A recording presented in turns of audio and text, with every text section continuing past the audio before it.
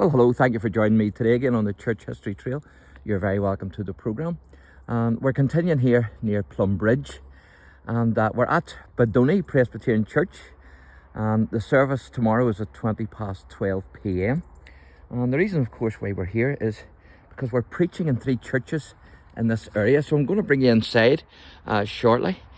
Unfortunately, it's got dark, so it has. But the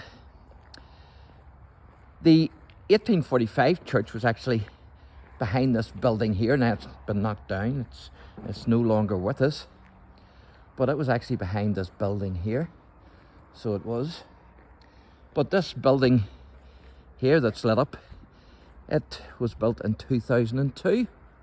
And it's great to get in here tonight because the cleaners are here. Didn't know they would be here tonight. They're cleaning the church. And so it's great that I will be able to get in here to show you around. So, bit of history to this church. I can't give you all the history, but I will give you some of the history. So I will. You can see a wee woman cleaning there with a brush.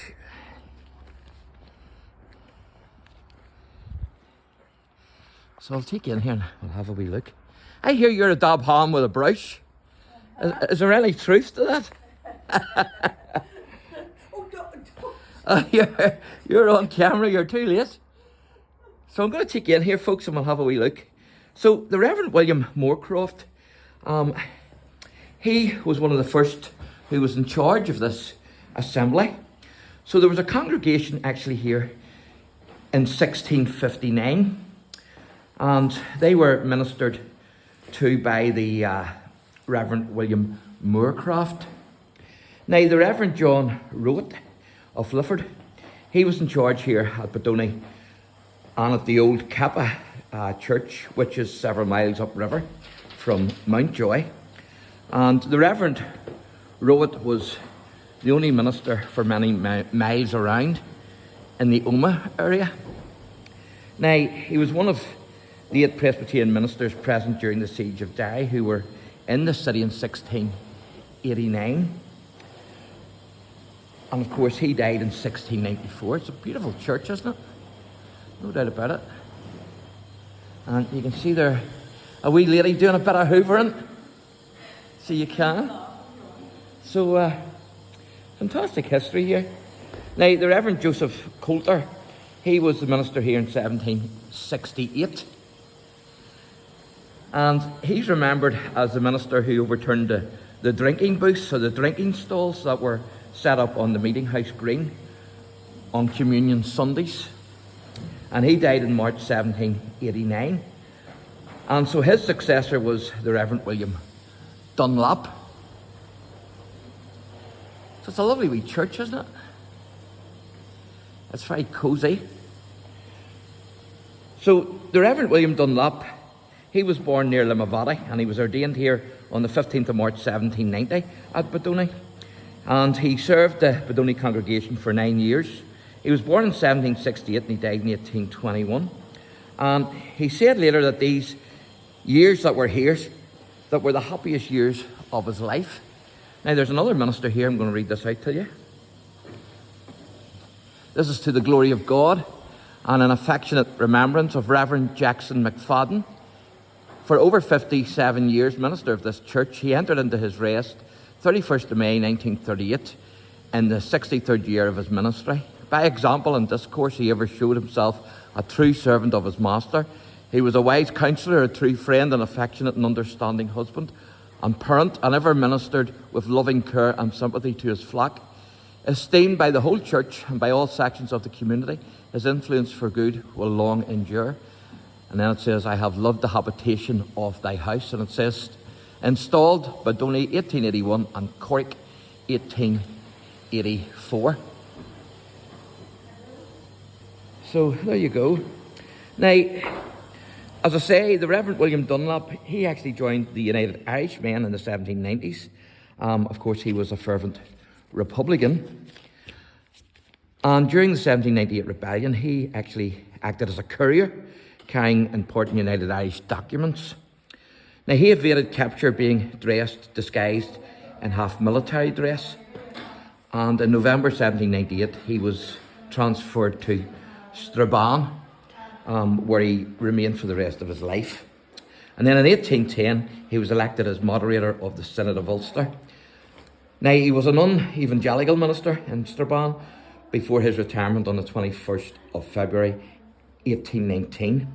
And so the Reverend Dunlop had a lifelong interest in sports, especially in hunting.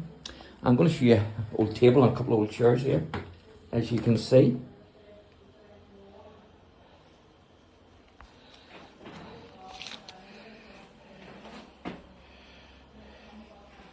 Don't know what age these would be. You can also see the old Bible there. There's a lion's head on that old cabinet. And this is the aerial view of BADONEY Presbyterian Church and Manse, 1950. So this is the old 1845 church. That's the Manse. Both these buildings are gone. And where we are standing is actually here. This is where the new church was built in 2002. So this one replaced an earlier one. This was built in 1845. And now this one here in 2002, which you can't see because this is 1950 photo. This is where we're actually standing today. So quite amazing. Now, the Reverend Thomas Johnston, he was ordained at BADONEY on the 15th of June 1843. And under his guidance, a new church was built on the same site as the old one here. And I say it was 1845 that it was built. So this is the minister's office. Now, contributor to the cost of the new church in 1845, believe it or believe it not, was a certain Daniel O'Connell. And of course, he was a famous Irish Republican politician who came over to Ireland to repeal the Acts of Union of 1800s. And of course, he himself was repealed by the Presbyterian minister, the Reverend Henry Cook. So that's the old Manse, I would assume. It doesn't actually say, but I would assume that's the old Manse. And so the Reverend Thomas Johnston himself, he died on the 1st of September 1875. So I'm going to show you these photos and then we'll wrap this wee video up. So that's an old one there. That's the Reverend Mr. J. McFadden and Mrs. McFadden, 1881 to 1938. This is the Reverend Mr. J.P.E. Wightman, I think that is. B.A. and Mrs. Wightman, 1938 to 1948. And then these two gentlemen.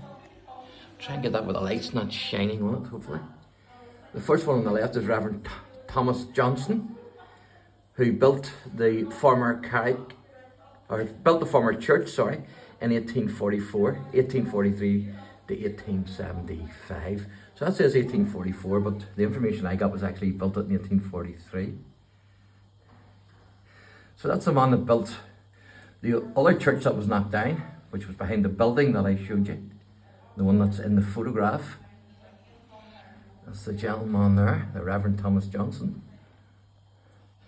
And then this gentleman here is the Reverend John Boyd, B.A., who built the former Manse in 1877.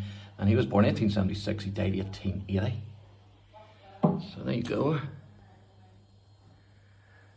And as I say, that was 1843 to 1875.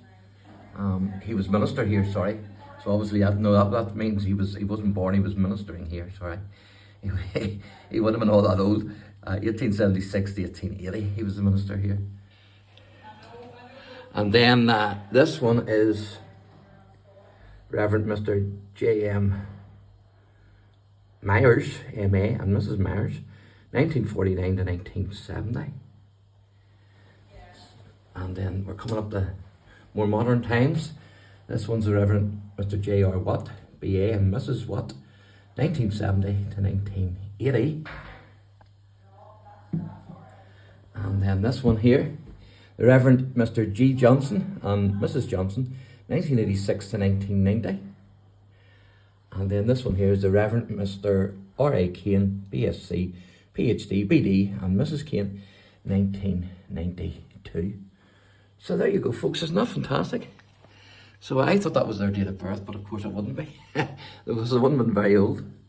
It's actually the time that they were here, 1843 to 1875, and then 1876 to 1880. So absolutely fantastic. So there you go, folks. So I'll give you a wee view of what I think is the Monks. I'm assuming this is the Monks, which is no longer with us. So thanks for watching, and God bless.